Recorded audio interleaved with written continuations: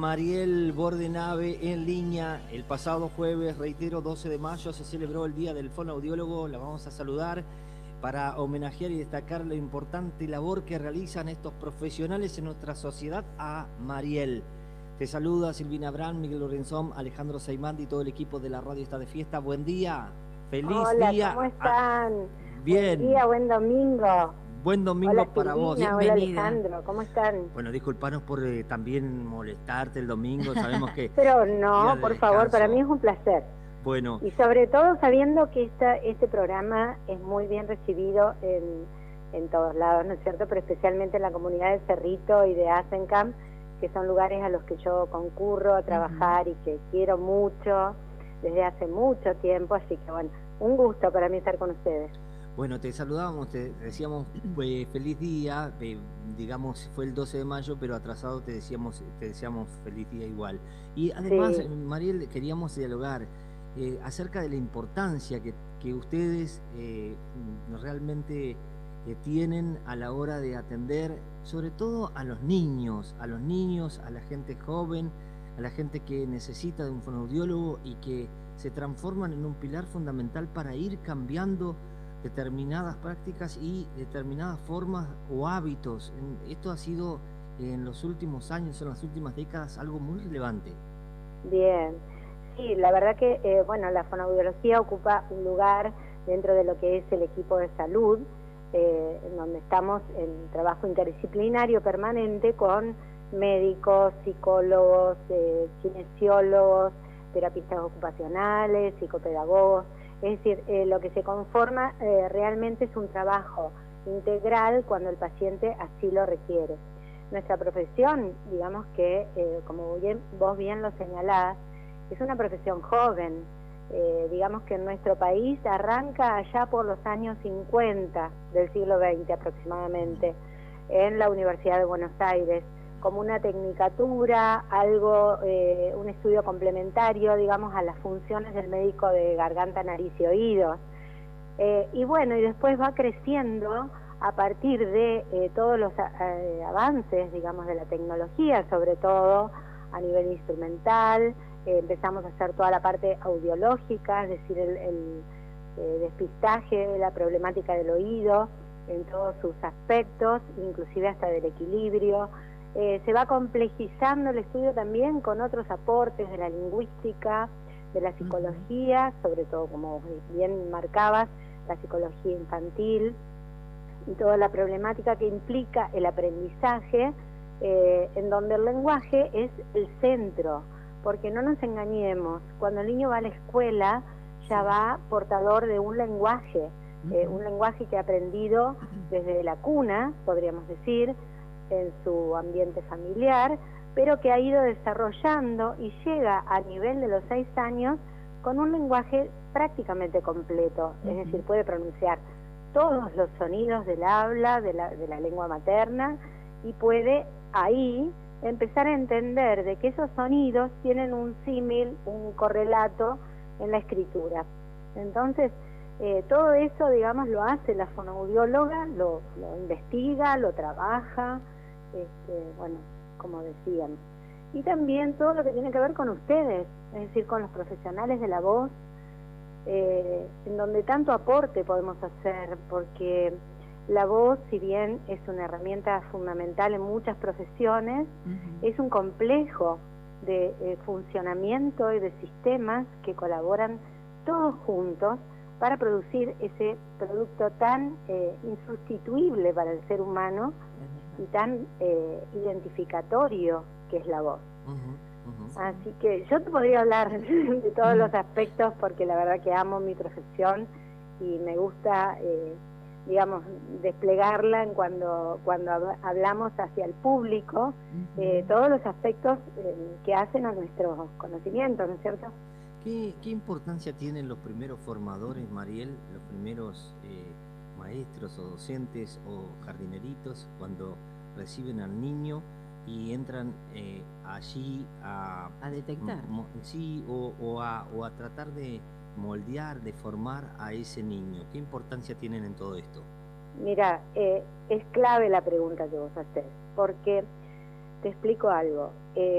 nosotros antes de la aparición de Wader, de la Universidad Autónoma de Entre Ríos, teníamos una cátedra en todo lo que era el Instituto Superior del Profesorado de Paraná, que se llamaba Fonoaudiología y Evolución del Lenguaje. Entonces, todos los profesores, aprendían cómo evoluciona el lenguaje en el niño, cómo lo va aprendiendo y cuáles son las principales falencias que se pueden detectar a nivel escolar, jardín, maternal, ¿no es cierto?, nivel inicial o ya directamente en la escuela. Bueno, lamentablemente y por requerimientos de los planes de estudio que implementó la universidad, esa materia se quitó. Entonces, los profesores de nivel inicial, profesores de jardín de infantes, como se llamaba antiguamente, adolecen de esa formación. Entonces, cuando llega el niñito, digamos, de distintas edades, 2 años, 3 años, depende de cuándo ingresa a esta institución, en realidad no conocen cuál es el nivel de vocabulario que tiene que tener, las palabras que tiene que producir. No sabe si está bien o está mal que un niño de 5 años hable mal todavía. Y todos esos conocimientos que antes nosotros impartíamos quedaron en el olvido. Claro. Así que es muy, muy importante esto que vos preguntás, porque en realidad yo creo que acá falta una pieza en la formación docente.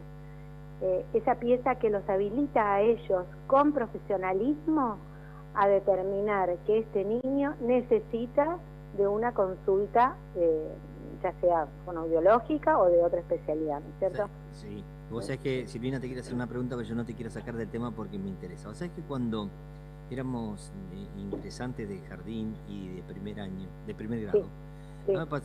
Me tocó vivir una situación muy particular que la asocié con la pregunta que te hice, por eso de ahí viene la pregunta. Sí. Nos mandaron con la maestra de educación especial, en ese momento era muy distinto la educación especial, hacían un grupo aparte, porque no pronunciábamos bien la F, la E, la D, ¿no? Teníamos problemas de pronunciación. Pero, sí. Esto es en primer grado, pero en lo que era jardín y preescolar, habíamos tenido una hermana que era hermosa, divina, linda, pero además de era amorosa para darnos clases, pero ella era de procedencia alemana y mezclaba el alemán con el castellano. Y claro. El problema con el tiempo y con el estudio y con lo que uno desarrolla a lo largo del tiempo, uno se dio cuenta que no éramos nosotros, sino que había un desfasaje ahí en el tema, claro, de que todavía había un mal modelo, digamos. Claro. Entonces la pronunciación nuestra no podía ser la adecuada si veníamos de una formación. Por eso es la pregunta que te hacía. La pregunta que hacía recién tenía que ver con eso, ¿no? Sí, mira, evidentemente había un problema en la formación inicial, ¿no? Exactamente. Es tan importante un buen modelo, por eso nosotros decimos el lenguaje es un instrumento que se aprende a tocar de oído, porque es muy importante lo que recibe el niño en su hogar, digamos, como primeras palabras, como frases, por eso es tan importante hablar correctamente.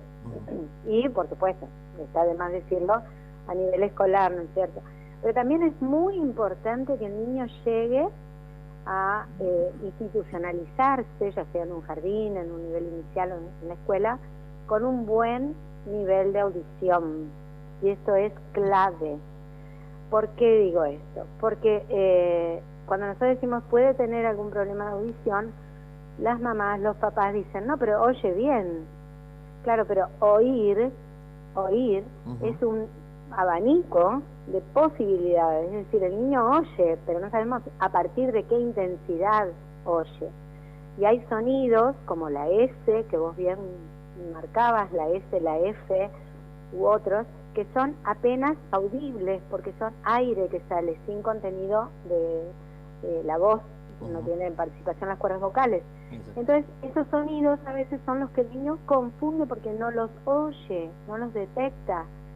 ¿Y por qué puede tener este problema de audición? Bueno, hay miles de razones, pero en la edad clave, que serían de los 5 y los 6, 7 años, hay un problema muy común en los niños, que son las vegetaciones adenoides, la hipertrofia adenoidea, que se llama a nivel médico, que produce una ocupación con un tejido que, bueno, normalmente se involuciona solo, ¿no es cierto? Las vegetaciones adenoides son un tejido involutivo, que a partir de los 7 años de edad aproximadamente ya ha desaparecido prácticamente de las cavidades nasales. Perfecto. Y ese tejido, aunque vos no lo puedas creer, reduce a veces hasta un 40% la audición.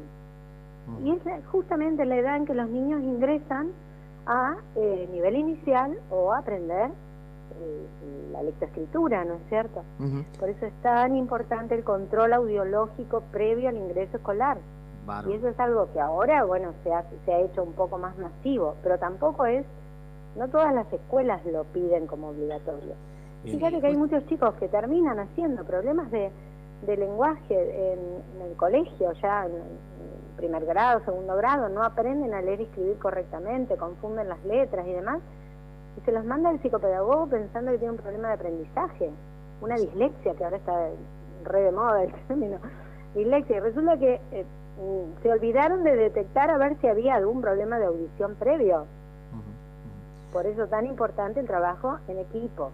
Mariel, te agradezco a través tuyo a Andrea Nani del Policlínico del Dr. Diego Becerra, que nos pasó tu contacto, a Diego y Andrea, sí, y poder charlar contigo seguramente, y viste como hablábamos de esto, hay un montón de temas para ir tocando y desarrollando, pero al menos queríamos guardarte un espacio como para hacer referencia a todos los fonoaudiólogos y la importante labor que llevan adelante hoy en la sociedad actual. Así que gracias por tu atención. Bueno, yo les agradezco a ustedes y de paso quiero enviar un saludo a todas mis colegas de la provincia, ya que esta radio se escucha en todas partes, y bueno, sí, realmente agradecerles la posibilidad de poder difundir y ampliar los conocimientos que la gente tiene sobre nuestra querida profesión. Y ya sabes dónde encontrarnos los domingos por la mañana, cualquier cosa que a vaya tomar unos mates ahí en la radio, me encanta. Pero totalmente, totalmente. Bueno, vos venís y acá nos ponés en orden, muchas cosas aprenderíamos de vos si no sabés. Seguramente. Y no Pobre Silvina se quedó con las ganas de la pregunta. No, porque vos la respondiste a la pregunta con lo que venías diciendo. Sí, era el tema desde el hogar, cómo nosotros a través, los padres, ¿no? Cuáles son las alertas que debemos cuidar para poder concurrir previo a la etapa escolar, pero ya lo contaste, ya lo dijiste, más que completa tu apreciación. Otro día podemos hacer algún pequeño recorrido por los tips preventivos, que es tan importante prevenir en temas de lenguaje y de voz. Perfecto. Y audición. Que tengas una excelente jornada, que termines bien el domingo y que puedas descansar ahora. Igualmente para ustedes. Un abrazo enorme, Mariel. Adiós. Mariel Bordenave.